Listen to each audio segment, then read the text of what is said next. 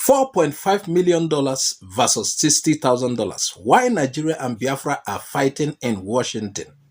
Welcome to IGBO AREA TV. Today we are not just about shouting and we are not insulting anybody.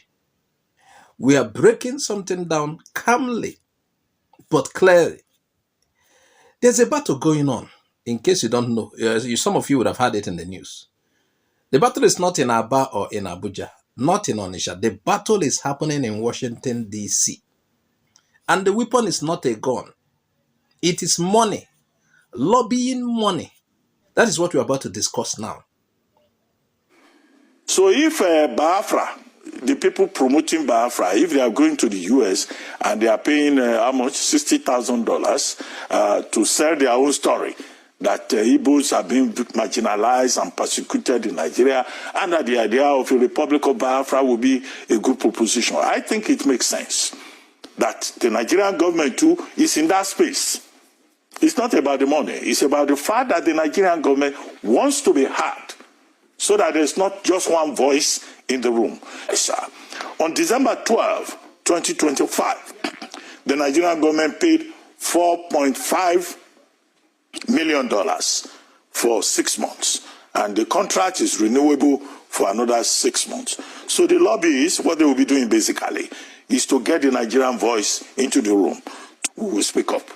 And finally, those Biafra separatists who are looking for lobbyists in America, they can spend their $60,000, but they should know, they should be reminded that is an act of sabotage against the Nigerian state. If you are still a patriot, if you are still a citizen, and you are sabotaging the Nigerian state, demarketing your country within the international sphere, there are consequences in that particular regard. Everybody should be well advised before we are told tomorrow that we are not supporting people who are following self-determination rules. What is lobbying? Now, let's first make it simple. Lobbying in America is legal. It is an old system. Now, if you want the US government to hear you or hear your side of the story, you hire a firm, a lobbying group. You pay them. They speak to the lawmakers. They present documents. They arrange meetings. They influence policy and conversations. So it is not illegal. It is legal. It is politics. Now, here is where it gets serious. Reports show that pro-Biafra groups hired lobbyists in the United States. It is no longer news. Now, the amount mentioned, around $60,000 they pay. Their plan, their goal is to push the narrative that Igbos are marginalized in Nigeria, that there are human rights violations. Probably they will be talking about Nnamdi Kanu's detention, which to them is unjust. They will also talk about self-determination because it is a legitimate demand. You understand? So, they will also talk about human rights abuses in Nigeria. This is what they are pressing. That Nigeria should be pressured internationally. That is their case.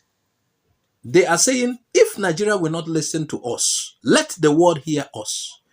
Whether you agree or disagree, that is their strategy. Now, here is where things get heavy. The Nigerian government did not sit quietly. They're not sitting quietly. Reports show that on December 12, 2025, the Nigerian government signed a contract worth $4.5 million for 6 months. Let that sink in. You've had it, and that is true. $4.5 million for 6 months. And the contract is renewable for another 6 months. Can you imagine what Nigeria is wasting? Meaning potentially $9 million within a year. So the firm reportedly engaged is connected through the Office of the National Security Advisor of Nigeria. What is the goal? What is their plan? Nigeria's plan. To make sure Nigeria's voice is in the room. You heard what this guy is saying. Reuben Abati. He's defending it already. He argued that if Biafra supporters are lobbying in Washington, then it makes sense for Nigeria to also lobby. So only one narrative does not dominate, according to him. That is his position. And on the surface, he's saying, it sounds reasonable on the surface, but let's go deeper. This is where we stop repeating press statement and start thinking, is this really about having a voice in the room? Or is it about something else? Because when you pay $4.5 million, you are not whispering. You are fighting. It is no longer kwe. You are fighting. Let's break the real reason down. That is why we are here. We are going to give you several reasons.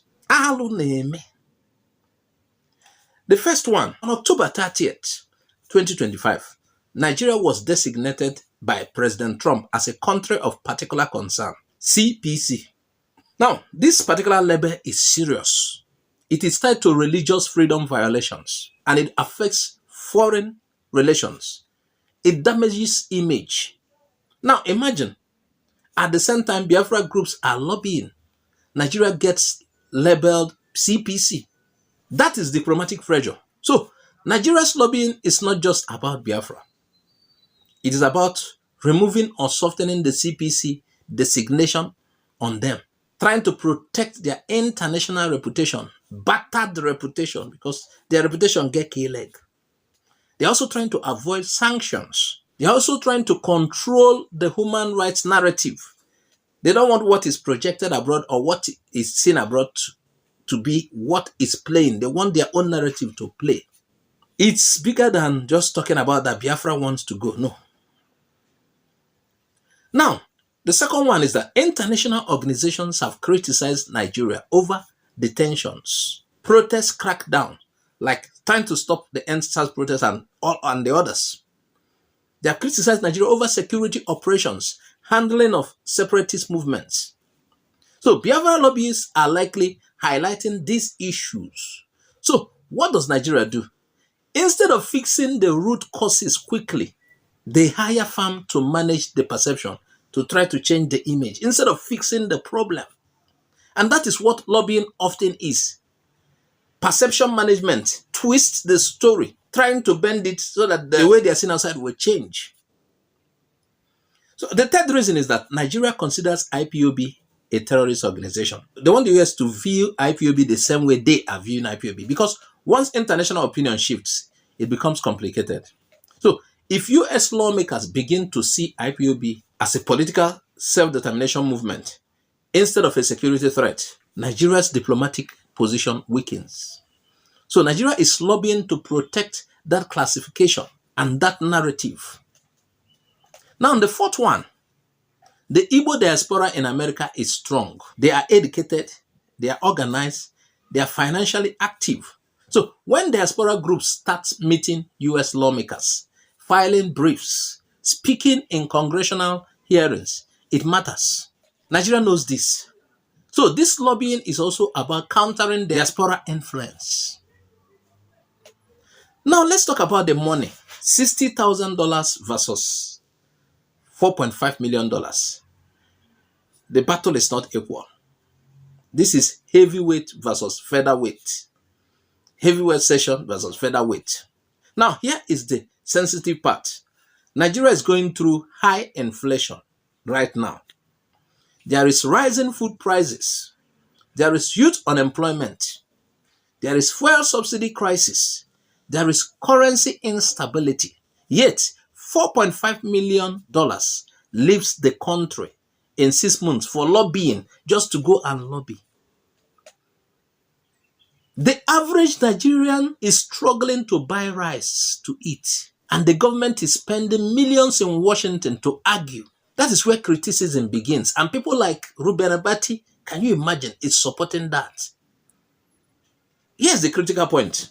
If the root grievances were properly addressed internally, political inclusion, fair appointments, justice, transparency, economic equity, would this lobbying be necessary? You can control the narrative abroad, but if the domestic tension continues, the story will keep resurfacing internationally. Let me tell you, lobbying can buy influence, but it cannot buy legitimacy.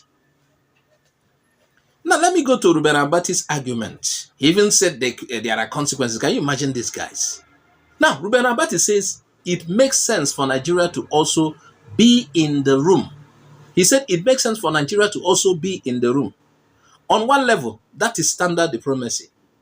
But critics would say, why is the room necessary in the first place? Why are citizens of your own country paying foreign lobbyists to complain about you? That should worry any government more than who speaks first in Washington. Now let's step back. This is not just Nigeria versus Biafra. This is narrative warfare. Two sides are trying to define who is victim, who is aggressor, who deserves sympathy, and Washington is the stage. Because US foreign policy influences military cooperation, it influences aids. US foreign policy, that's what we are talking about. It influences sanctions. It also influences diplomatic backing. That is why both sides are lobbying. But here's the hard question. Now, if $4.5 million was invested into regional development, dialogue structures, youth employment programs, transparent judicial reforms, would the Biafra narrative weaken naturally? Possibly. But when money goes to lobbyists, you are lobbying to correct your image abroad instead of reconciliation. What does it signal? It signals priority. I'm about to round up, you see. Lobbying is legal, yes. And Nigeria has the right to defend itself internationally, yes. But citizens also have the right to ask, why are we fighting our own narrative abroad? Why are our domestic problems exported? Why is the perception management receiving millions while the grievances remain? This is not about choosing sides. It's about accountability. Because when governments and movements start battling in foreign capitals, it means international trust has already broken down. And that is the real crisis. This is IGBO AREA TV. We ask the questions others avoid. Now, if you find this breakdown valuable, please share it.